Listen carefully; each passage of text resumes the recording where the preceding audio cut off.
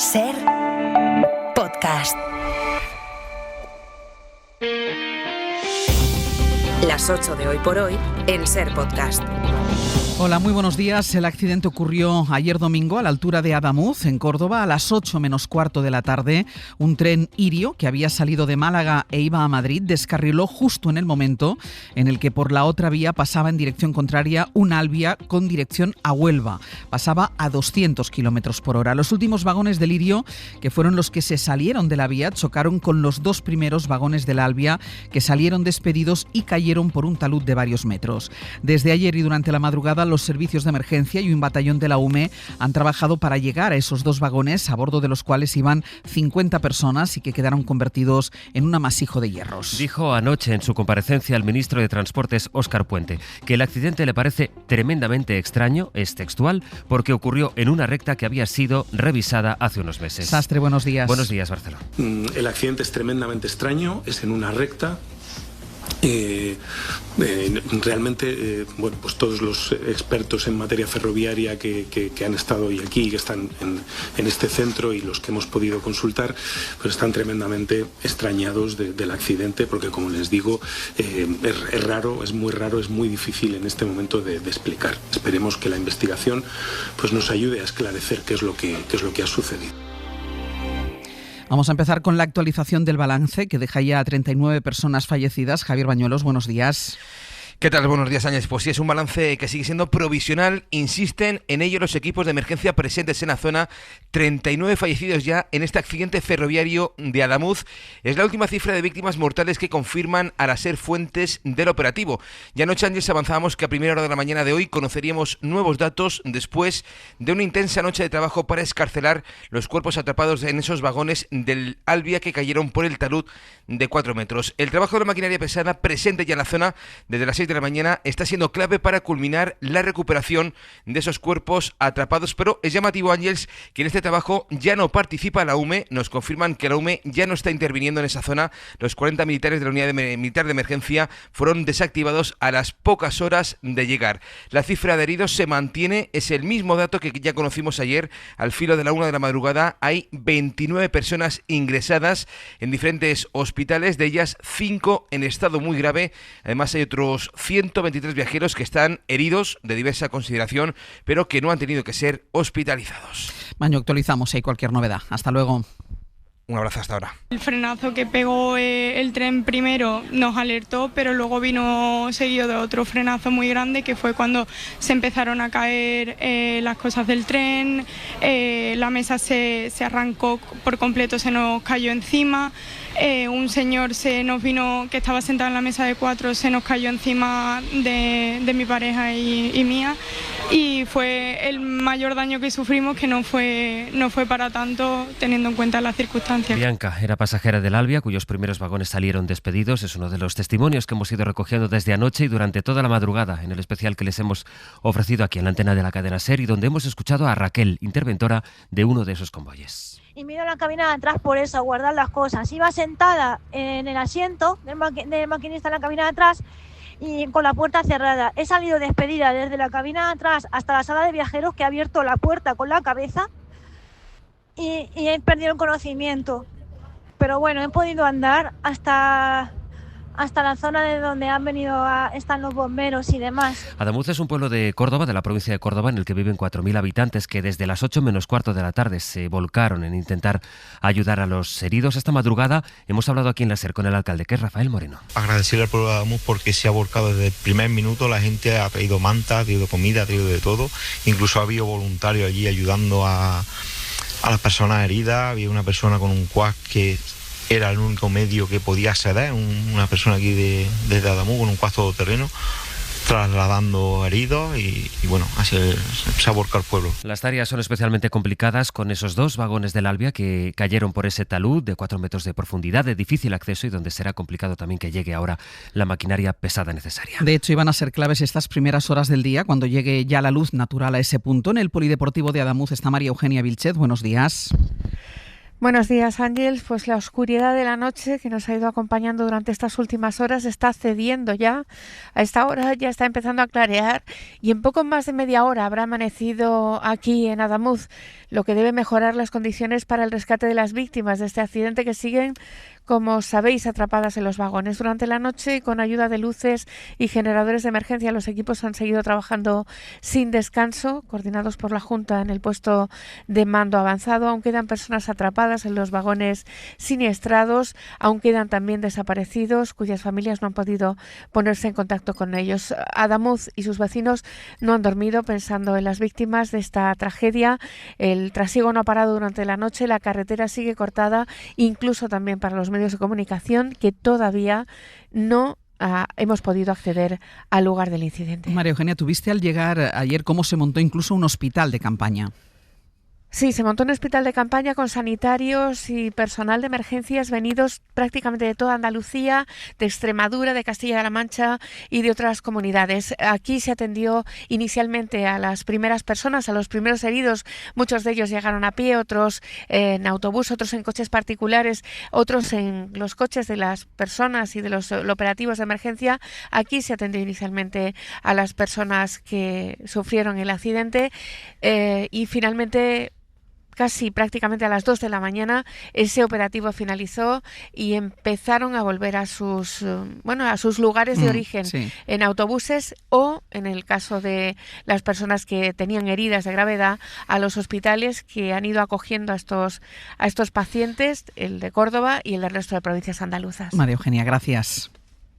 A vosotros. Hasta ahora hemos ido detallando esta madrugada el despliegue de medios en Adamuz para atender a los fallecidos y también a los heridos, trasladados, como nos decía ahora María Eugenia, a varios centros. Radio Córdoba, Álvaro Guerrero, buenos días. Sí, Ángeles, buenos días. Bueno, con los últimos datos que tenemos, 39 cadáveres han levantado los 16 forenses que están movilizados para esta emergencia. 5 personas están muy graves hospitalizadas, 24 graves también en hospitalización, y fuentes sanitarias indican a la cadena SER que está siendo complicado la identificación de las víctimas, de los heridos. En muchos casos no se pueden comunicar por la gravedad de sus heridas y también porque cuando vamos en el tren tendemos a soltar nuestros objetos personales, por lo tanto se han encontrado a víctimas sin documentación y además se suma que las víctimas cayeron, las del Albia, a una zona embarrada, por lo tanto han llegado prácticamente con lo puesto al Hospital Reina Sofía. Como decías, estamos muy pendientes de esa actuación de los servicios de emergencia. La Unidad Militar de Emergencias ya no está actuando en la zona, aunque sí fue activada en los primeros momentos de la catástrofe, a donde se trasladaron junto a guías caninos. Ahora está actuando maquinaria pesada en esos 2 vagones más afectados por la colisión. La cifra de víctimas mortales podría empeorar, lo avanzaba el presidente de la Junta, Juan Manuel Moreno. Un accidente duro, un accidente muy grave, ferroviario, probablemente va a ocasionar más de 20 fallecidos y donde a lo largo de esta noche y probablemente mañana van a seguir con los trabajos de recuperación de cuerpos, ¿no?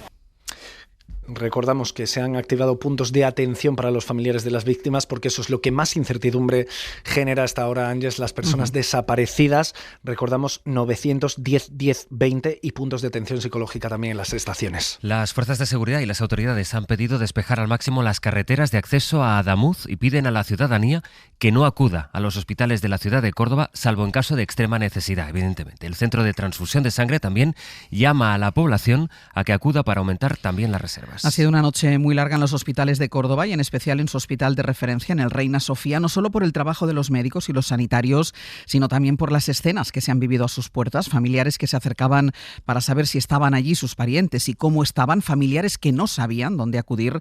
En el Reina Sofía ha estado toda la noche María José Martínez. Buenos días. Buenos días, Ángeles. Ahí has podido escuchar, María José, las historias de muchos de los pasajeros, ¿no? Algunos volvían de presentarse a una oposición en Madrid. Efectivamente, había supervivientes que contaban lo que había ocurrido en ese accidente tan grave, que veían cadáveres, que veían personas heridas muy graves. También muchos familiares, principalmente de Huelva, estaban aquí esperando, por ejemplo, a una chica muy joven que venía de hacer unas oposiciones a funcionaria de prisiones. Ha llegado después herida leve, pero no sabía dónde se encontraban sus padres. Como ha contado Álvaro, el principal problema ha sido la falta de documentación, de identificación de las heridos y heridas graves que han llegado hasta el Hospital Reina Sofía. Los profesionales sanitarios no solo recogían nombre y apellidos, sino que también daban nombres y pila de los heridos, características físicas, edad, para que pudieran ayudar a los familiares a encontrarlos. Y bueno, sobre todo incertidumbre, porque la mayoría no ha podido dar con el paradero de sus seres queridos. María José, vuelvo contigo en El Abierto, porque tú ahora estás en el Instituto de Medicina Legal de Córdoba y en El Abierto me cuentas cuál es la situación ahí, ¿de acuerdo? Fantástico. Venga, sí. hasta ahora. Aquí estaremos. Hoy por hoy noticias. Ser Podcast. El tren es un tren Irio, es un tren relativamente nuevo, prácticamente nuevo, es un tren que no sé si llega a 4 años. Y también la vía es una vía completamente renovada, es una vía en la que se han invertido 700 millones y en concreto en ese tramo concluyeron los trabajos de sustitución de cambios, de desvíos, etcétera, en el mes de mayo de este año. Por tanto, el accidente es tremendamente extraño, es en una recta. Dijo anoche el ministro Óscar Puente que le parecía muy extraño el accidente tanto a él como a los técnicos y expertos del ministerio. Muy pronto para saber por qué pasó lo que ha pasado, así que lo único que consta de momento a esta hora es esa extrañeza que decía el ministro por el punto, esa recta en la que se produjo el descarrilamiento y que además ocurrió justo en el mismo momento en el que venía en paralelo por la otra vía un tren que iba en dirección contraria. Edu Hernández, buenos días. ¿Qué tal, Ángeles? Buenos días. El ministro explicó que desconoce si el descarrilamiento fue por causa del tren o de la vía. Sí, de hecho es muy pronto para determinar la causa o las causas exactas de este accidente. El ministro se encomienda a la investigación de la autoridad competente, que es la Comisión de Investigación de Accidentes Ferroviarios. Le escuchamos. No puedo, me preguntarán seguramente, no puedo decirles cuáles son las causas de ese descarrilamiento que ha producido el posterior choque, porque en este momento no las conocemos. Hay, como saben, una comisión encargada. Y Ángeles, nos acaba de llegar ahora mismo un comunicado de Irio, un nuevo comunicado. Su CEO, Fabricio Favara, se desplazó anoche al lugar de los hechos y también está de camino a esa zona el presidente de la compañía, Carlos Bertomeu. Irio señala lo mismo que el ministro. Se trata de un tren nuevo, fabricado en 2022 y que, ojo, fue revisado el pasado 15 de enero, es decir, hace 4 días. La operadora italiana se pone a disposición de la CIAF y ha cancelado toda su agenda prevista para Fitur. El accidente va a obligar a tener hoy, al menos hoy, interrumpida la circulación de trenes entre Madrid y Andalucía. Sí, tenemos unas 220 frecuencias afectadas, según lo que hemos podido contabilizar de las webs de los 3 operadores, de Renfe, de Wigo y de Irio. En el caso de la primera, la mayoritaria son 153.